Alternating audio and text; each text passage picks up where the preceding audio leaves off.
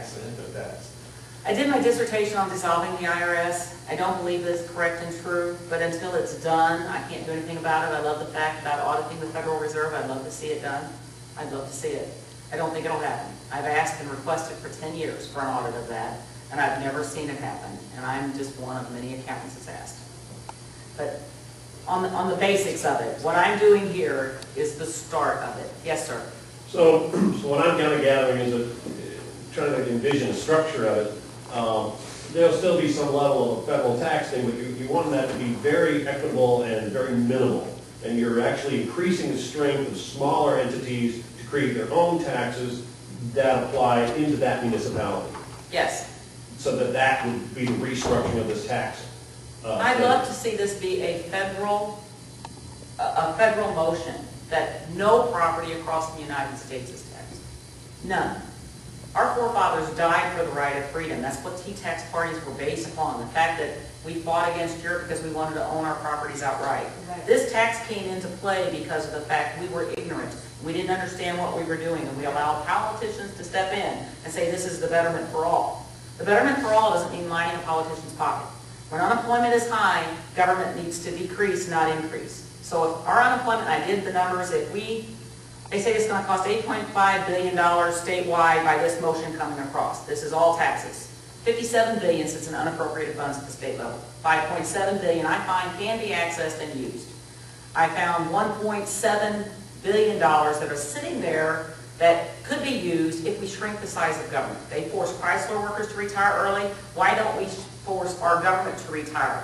Why don't unemployment come down on our side and state level decrease on this side? Same thing with federal government. If less people are working, there's less tax dollars going in to pay that bill. So that size needs to decrease. And with that size decrease, that would equate to the $8.5 billion in no loss revenue. None. Yes? On this federal versus the local, can you conceive of a percentage? In other words, trying to get to the point where no community can make it on what they're going to get from federal. You know, and can you conceive of a workable number to say you shouldn't even expect more than 25%? You should be working your own definitions of community needs to be your taxes. Can you see where that break point should be? Because right now the tendency seems to be to shove it all into a federal. And there's just, you know... Well, that issue gets away from what I have here, but I'll kind of give you an inside brief of something else I'm working on. The tax credits that most people get on their federal tax return. You get earned income credit, you get the housing credit, you get the new car credit, you got all these credits. I think that this needs to be a statewide credit that would go to the county or the municipality that those people live in. So in your district, everybody who received earned income credit would be a state windfall credit that would sit at the state level or at the county level where it's at. And that money would be used to run your government. And that money would be used to supplement people who needed housing assistance or food assistance or other assistance, rather than it saying it's coming from the federal tax dollars. The credit that they're getting is our federal tax dollars. Let us keep those dollars in our state. The state sovereignty, the amendment, 10th Amendment. Right. Let that money stay in the state basis and make the state divvy that money to the counties that would run the county government. And the county governments would shrink to the size that's a necessity, not what they think is a necessity. And that each of these places, including each school, needs to be audited, and they need to be made accountable for the money. If you're audited, you have to show a receipt. This is one of my first pet peeves. I went to my county government, I got my tax receipt, I went down there and I said, I want to see the check. I want to see the check to the fire department, I want to see the check to the police department, I want to see the check to the ambulance, I want to see the check to the school. Well, ma'am, that's not just your tax dollars, that's everybody's tax dollars. Fine, show me $1 million check. They couldn't show me one check. She signed my petition. I went to the next county. I got the same answer. Where's the checks? Show me where the money is going to them.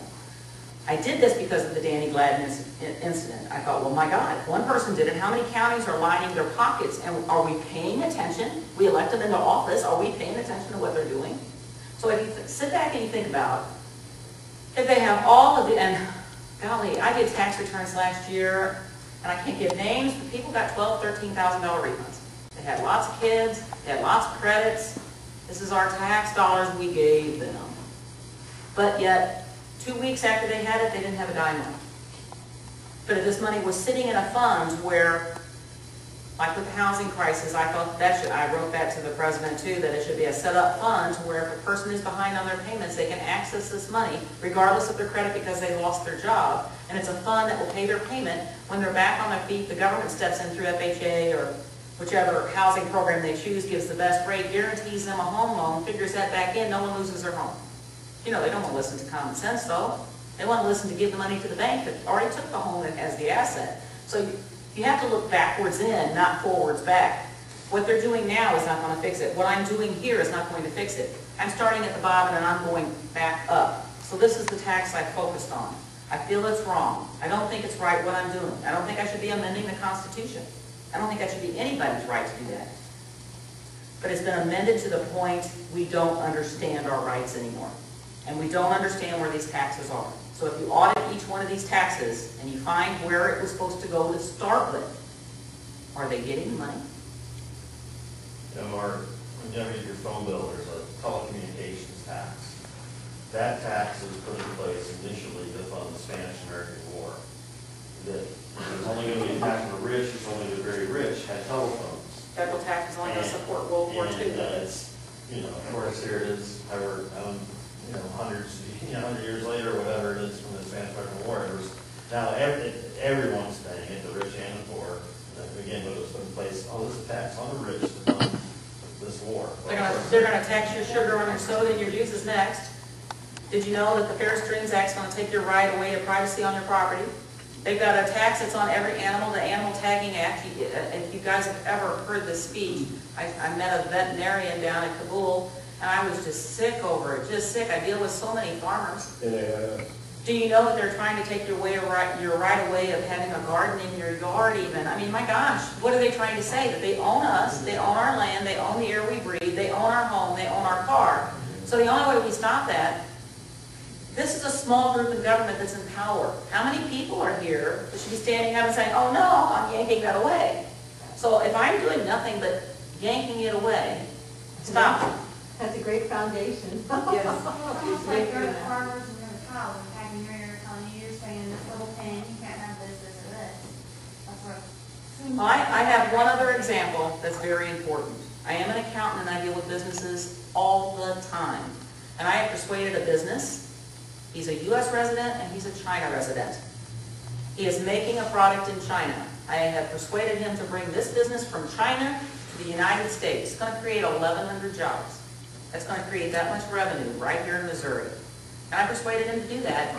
It's like-kind cost to make the product here and here. Do you know what the difference is? Does anybody understand import-export taxes? We're playing with 7 people at a table, but we've only got 3 cards. Because they can charge us 47%, but we can only charge them 7%. How is that fair? So I have stated, and that was part of my letter, that any business that outsources a job to China or anywhere else, including our federal and state government, because they do outsource our jobs, needs to pay this tax to equivalate the wages that are lost from the people that are here. Because they're taking our tax dollars and they're putting it over here. But yet we don't have the jobs anymore. So when I write and I think about these things, you know, this is a lot to encompass in a small time, but if you think about it, you got to look at that overall picture. We're allowing them to do it to us. And if we don't do anything, we've done nothing. So if I've done nothing, I've wasted my time. Yes? So as an accountant, can you define jobless recovery? Not without spending about an hour on it. I can tell you this, that the only way that this nation is going to survive, in my interpretation, is that if we go back to where the people had a voice, and that every man's dollar was worth $1, not 22 cents. 5 cents. 4 cents now? 4 cents. 4 cents. 4 or 5. Yeah. 4 cents. I'm not talking about the value of the dollar, I'm talking about the market exchange of the dollar. And equivalent to what we are in Europe to here. I'm talking about since February 1st started. Yeah. Right, the value of silver is not there. Sound money is the issue. I hold $1 million gold note from the 1800s that I can't cash because it'll bankrupt this nation.